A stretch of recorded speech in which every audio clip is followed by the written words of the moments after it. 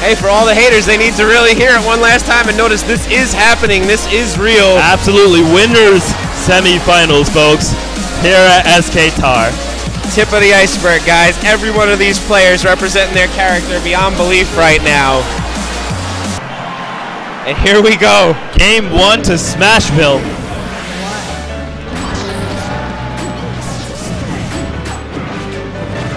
Now, of course, Lucario is considered to be advantageous against Pikachu. And Trela also striking first blood to start off this match, too. So, already looking to come out with that aggro, wasting no time. He doesn't need the aura to be big yet. He's still got those solid combos. Absolutely. Lands a 4-hit air combo on ESAM. 2 fairs into a dare. And as we see, though, ESAM and Mekos already getting down to the game plan as Mekos drops to 2 immediately, even though M2K sitting at 0%, no heal tactics needed. Yeah. This is living up to all the hype it is supposed to be right now. My goodness. Oh, and Trela not having it be put to an end real early on, getting a great tech there, making it back on. Mew2King looking to finish off ESAM early, grabs it, still at 8. Moves to 46 following the punish for that, though, as Mekos is the one now sitting at 0. And man, Lucas just filling such a stock tank role, it never ceases to amaze. As he picks off Trela's first one. Stocks are even, but as you know, Lucario only gets stronger from here on out. However, Lucas doesn't seem to be taking any damage. How will this play out?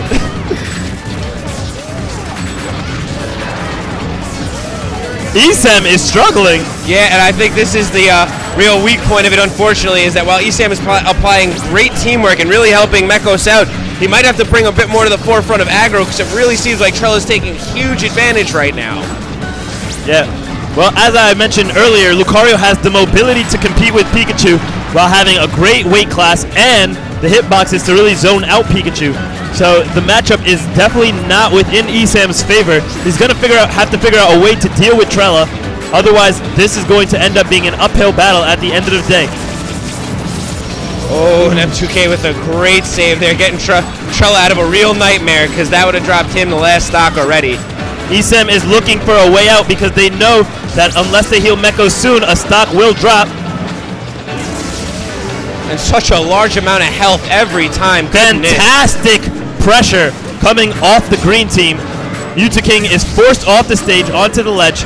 ESAM down to his last stock, but nope, ESAM dropping his stock, but borrowing one from Mekos. Let's see if they can get this heal off. Very intelligently firing off 2 Thunder Jolts. As they knock another one out from Trela. Mew2King goes to camp, but unfortunately, since they won't be able to damage Mew2King, that only means they'll be able to heal themselves.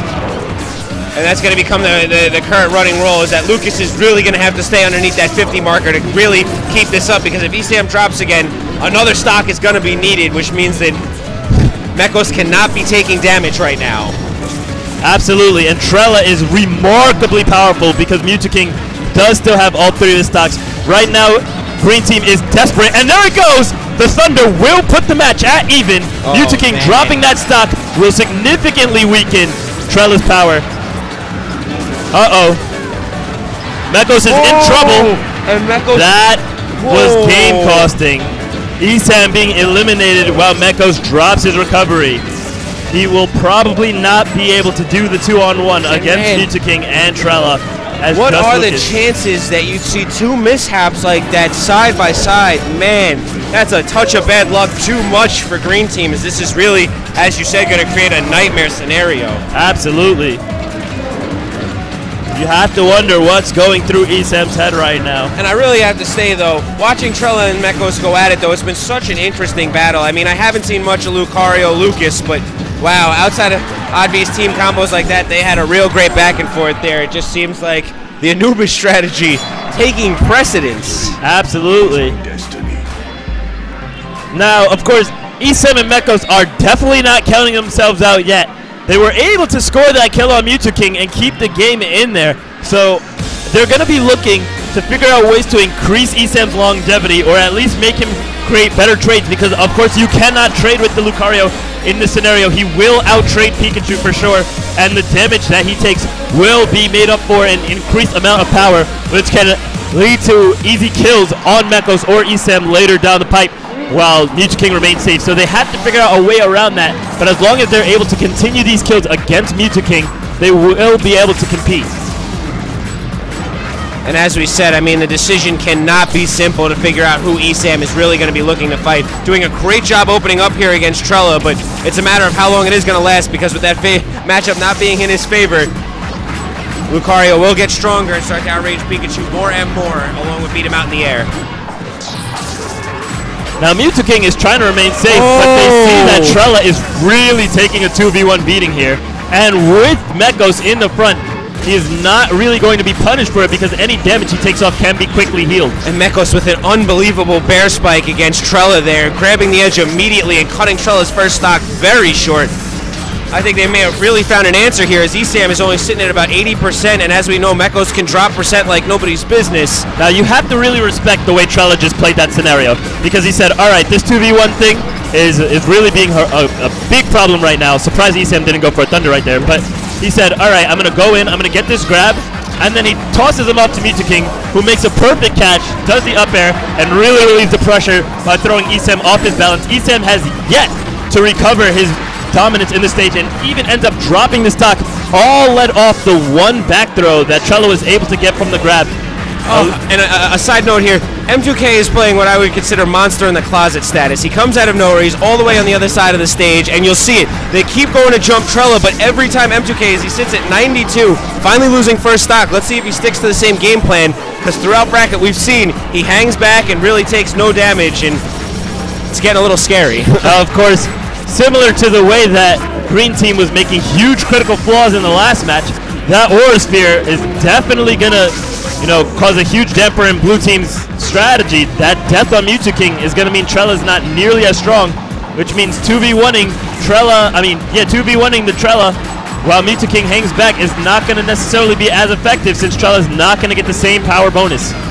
And man, here we find ESAM in the same position as last game, on last stock already. Mekos still stock holding, but these teams, oh wow, and Mekos managing to recover about 80 points of damage there in 2 moves. And that puts Mekos back to 35 on his first stock. It looks like Green Team has the upper hand here. They have a stock lead. Trela is not going to have his massive power bonus. Mew2King is still pretty healthy, but there's only so much you can do when Mekos is able to fight him and heal. To such an extent, too. I mean, he took one of Lucario's Aura Spheres and ESAM's Thunderbolt to recover almost 80%. It was... and ESAM comes in very quickly to break up the whole team scenario there. Uh-oh. Oh, wow. And don't call it a comeback. Pikachu possibly getting gimped right now. Oh, and Mekos a bit overly anxious there, managing to dare ESAM. Blue Team taking stage control. We are looking for a way. Mekos back down fantastic. We are looking for a way to eliminate Trela's stock if you're on Green Team.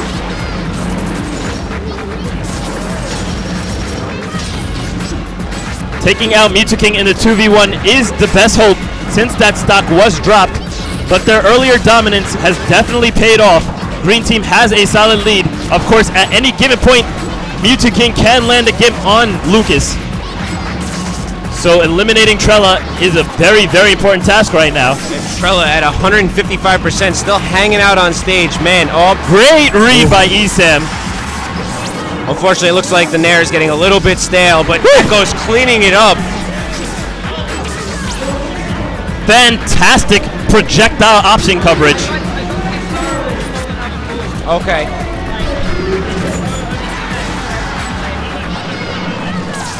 Awesome, thank you, man. Okay. There it goes. All right, so here we stand, 1-1. As we said earlier, Pierce, these game 3s are going to be pertinent right now as we move further and further in this bracket. You can see Mew2King is strategizing. He's like, oh, wait a minute. This is bad, guys. We dropped the game. And honestly, I have to say, what set the tone of that match was Mekos' early gimp on Trela. It messed up the game plan the whole way down, and really we saw the healing shine there as Mekos held on to 3 stocks for quite some time and really supplied ESAM exactly with what he needed. So looking at Mew2King's face, he's looking like, wait a minute. So I just realized Luke is healed, because at first I thought he was just doing what I was doing, but now his percent's going back down, guys. We gotta figure something out. So Mew2King looking for strategy. I think they're gonna focus ESAM a little bit more this match, and that's gonna create a huge problem because ESAM dying really does ruin the team chemistry. In addition to the fact that, as I mentioned twice before, the Lucario-Pikachu matchup is not in Pikachu's favor. As you can see from the damage that is being poured onto ESAM right now, this damage onto Lucario can hardly be said to matter, but Trela is playing so good right now. Just standing inside and out of 2 very, very competent players and trading off all types of favorable damage, and while managing to control a tiny space, letting Mew2King control a large amount of space. And just the shield pressure Trela's dealing with. I've seen nairs from Lucas along with fairs from Pikachu that have to just eat shields, and man, Trela just acting like it's nothing as he almost takes ESAM's first stock. Very smart from Mekos, covers a lot of options with that PK Thunder, but it is not enough to save ESAM. ESAM has dropped the stock. Mew2King just taking his first 8%. Mekos not too far behind at 10. Yes, but unfortunately, Mew2King's stock a little bit more valuable than Mekos' in the sense that Lucario is gaining power.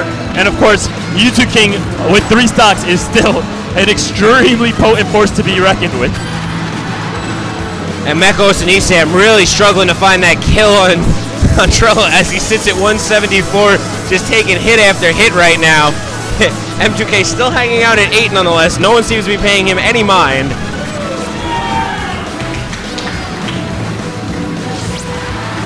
Oh man, as Trela finally walks out at 192. Now what's interesting enough is that Pikachu and Lucas are 2 of the few characters that can actively counteract flanking. There is no method of flanking with Meta Knight against PK Thunder, and regular Thunder is also extremely potent, as well as properly aimed T-jumps. So flanking is not exactly the issue here, but it's difficult to even approach Mew2King at all, and Trela is not going to give them the breathing room to start setting up countermeasures against Mew2King's camp strategy. And with the way Mew2King's camping, oh my gosh, as a that big was tech error another happened. Costly error.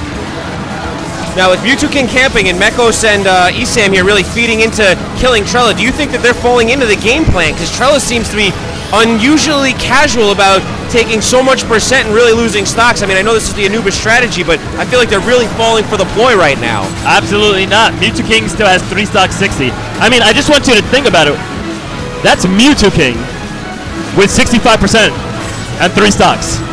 Even if they manage to take 2 stocks off Trela, the game's not even close to over. Even if both of Trela's stocks were to disappear right now and you have ESAM at 78 and Mekos at 57, that's Mew2King with 3 stocks at 65%. The game's not even close to over for blue team, and all you see is Trela getting supercharged out here while ESAM's getting beat up. I think blue team definitely has the favor of this match, and ESAM and Mekos are going to have to figure out something quick. And to correct myself there, I think you missed what I was saying. I was saying I thought that ESAM and Mekos might be falling into the ploy of Anubis right now. Yeah, absolutely. As they're leaving Mew2King alone entirely, as you stated, and allowing Trela to go nuts. So your whole argument was my standpoint with you there. Absolutely. My apologies, but no, I absolutely agree with that. A lot of work to be made up from ESAM. It's a 25% last stock here. And it looks like they're noticing, hey, wait, guys. Mew2King, he only has 72 damage on his first stock. As the healing every other character's on their last stock, and just look at that. That Aura Sphere almost cracked his full shield. As ESAM shrugs his shoulders in sheer disbelief that that was the size of it. And let it rain thunder. Oh man, but a lot of tech errors. I think that's the 3rd or 4th time now that Mekos has hit ESAM, and ouch! Really got to be hurting. ESAM absorbs an absurd amount of health there, though. Oh. Terrible DI ends the game. And I think Trela's looking to end it with a giant spirit bomb. Oh! As Mekos doesn't call it day yet, but we're going to just let M2K rock right now. And what we were saying before comes to fruition as we realize, hold on, that's Mew2King, and he has 3 stocks. And there is nothing for Mekos to absorb whatsoever. His percent is his percent right now. Oh man, and there it is, as you stated earlier, those easy gimp type situations, just over and over again. As Mekos bounces off the ledge. Crazy set there. Mew2King does not die in game 3.